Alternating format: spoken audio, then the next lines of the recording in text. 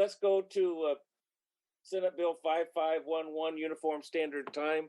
If we have a quick staff summary of that, and then we'll hear from Senator Honeyford on his first bill. Certainly. Thank you, Mr. Chair, members of the committee. For the record, Melissa Van Gorkom, staff to the committee. Before you is Senate Bill 5511, relating to the Uniform Standard Time for the state of Washington. By way of background, the state of Washington is located in the Pacific time zone, along with California, Nevada, most of Oregon, and part of Idaho.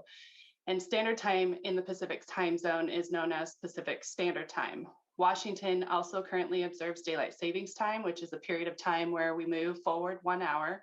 Under federal law, daylight savings time within the United States occurs from the second Sunday in March through the first Sunday in November of each year. States are prohibited from changing their standard time unless authorized by Congress or through the United States Department of Transportation. However, a state may exempt itself from daylight savings time under the Federal Uniform Time Act. You may recall in 2019, the legislature passed Substitute House Bill 1196, which provides that Washington State and all of its political subdivisions would follow Pacific Daylight Time, which is Pacific Standard Time advanced by 1 hour throughout the year if federal law changes to allow the state to observe daylight savings time year-round. But to date, Congress has not passed legislation to allow states to observe daylight savings time year-round. Under the bill before you, the state of Washington exercises its right under the Uniform Time Act to exempt itself from daylight savings time and would remain on the time designated by the United States Department of Transportation under the Uniform Time Act, which is currently Pacific Standard Time year-round. The act would expire following the effective date of federal legislation, allowing the state to observe daylight savings time year-round, at which point the state of Washington and all of its political subdivisions would observe Pacific Daylight Time year-round. A fiscal note was not requested. There is no companion. That concludes my remarks unless there are any questions. I have one quick question. So that in essence in the winter would put us what, on the same as Mountain Time? That's correct. Thank you. Well, yeah. Yeah. Okay, Senator Honeyford is becoming our chief clock watcher in the legislature here. And I bet you're glad we're remote so you didn't have to navigate those nasty passes this last week. Well, I came over the 28th, and so I've been here all the time. Oh, okay, all right. But anyway, thank you for the hearing on this bill, Mr. Chair. Do we need to get you a taller box? I think I'm fine. Okay. Thank you. As we know, research has shown that every time we change the times twice a year, that students don't do as well on their tests, at least for the week afterwards. There's more heart attacks and other illnesses in the weeks following the changes, and more auto accidents and things like that. And so my desire is to pass this bill that we would stop switching, stay on standard time until Congress should act. And that's essentially all this bill does. And thank you for the hearing. Thank you. We have 6 people signed in to testify, 4 not testifying, and 2 who will be testifying, all pro, and I'll call up JP, that's PEA, JP, 2 words, and Horacio de la Iglesia. And if you take about 2 minutes, that would be great, or less. Well, thank you. Shall I go ahead? Sure, go ahead, Jay. All right, wonderful. Thank you for having me here. My name is JP. I am a former software engineer. I'm an amateur astronomer, and I'm the founder of the nonprofit Save Standard Time. We work with scientists, doctors, and teachers to stop daylight saving time and to support permanent standard time. I want to say I'm really pleased with this bill. I'm urging the committee support and approve in advance Senate Bill 5511 for permanent standard time. It would improve Washington's law to end the clock change. Federal law prohibits permanent daylight saving time. Many organizations for health, safety, and education oppose permanent daylight saving time. It was recently rejected in Alberta. It would delay your sunrise till 9 in the morning. This meeting would have started in the dark. Permanent standard time, what this new bill is for, is federally pre-approved. It's the same thing that Arizona, Hawaii, all the territories have. It's the natural time defined by the sun. It's best for our sleep and our health, safety, endocrinology, neurology, our cardiology, psychology, metabolism. It's even good for the economy and the environment. It's supported in public polls. Other states are considering this new direction as well, and it would keep your sunrises before 8 o'clock in the morning, so you're not sending people to school and work in the dark. So again, this is supported by the National PTA, the National Safety Council, the American Academy of Sleep Medicine, and many other groups throughout the United States, Canada, Europe, and the world for permanent standard time. So thank you for having me here. I'd be glad to answer any questions if you might have them. And again, please support Senate Bill 5511. Okay, thank you. Any questions? All right, Horacio. Okay, thank you for having me. My name is Horacio de la Iglesia. I'm currently a professor of biology at the University of Washington, Seattle, and I'm also the director of the program in neuroscience at the university, as well as the incoming president for the Society for Research on Biological Rhythms. And my expertise is on sleep and circadian rhythms. And I've been studying the sleep of Seattleites for the last almost 10 years. And I'm in support of this bill. Standard time, as JP said, is the natural time, the time at which noon is marked by the sun being at the highest point in the sky, and therefore is the best and only time that we should be at. We should not be changing, but because permanent standard time is better, but it's even much better than permanent daylight savings time, which has many proven negative mental and physical health consequences. And I could, delve more into that if you want me to.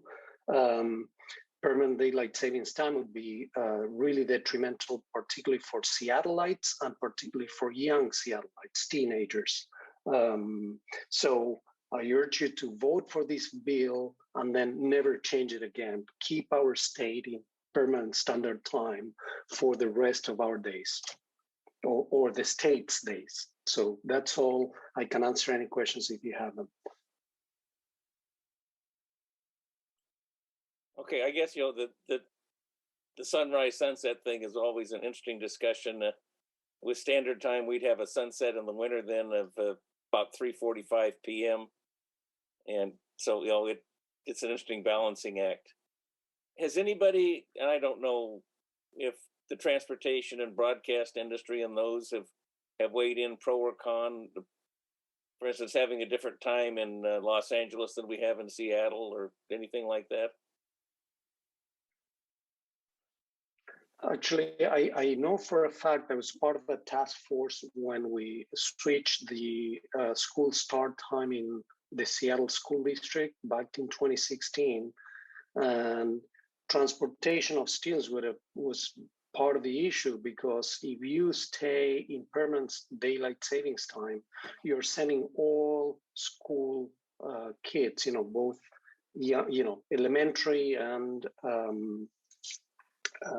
high school and secondary school, to school in the middle of the night. And that's a big concern.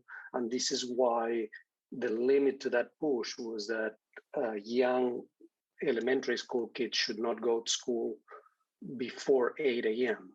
If you stick to daylight savings all year long, you're going to be sending them in the middle of the night to school. And that's a big concern, not only for transportation, but for parents that want to send their kids walking to school or that are close by to school, and they don't want them to be walking around in the middle of the night. Okay.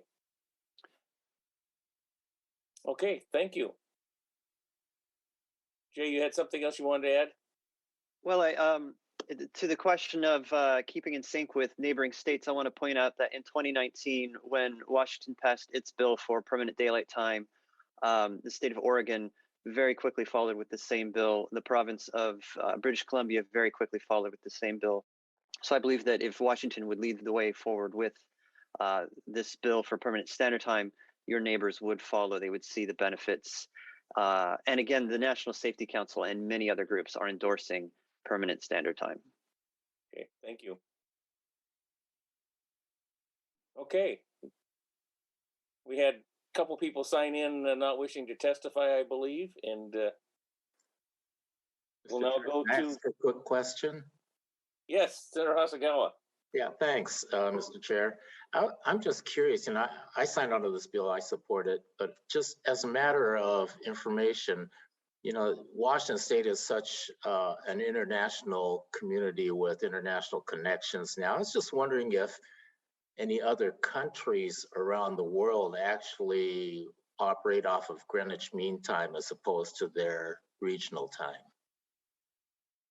And would that be a positive or a negative for the state to consider?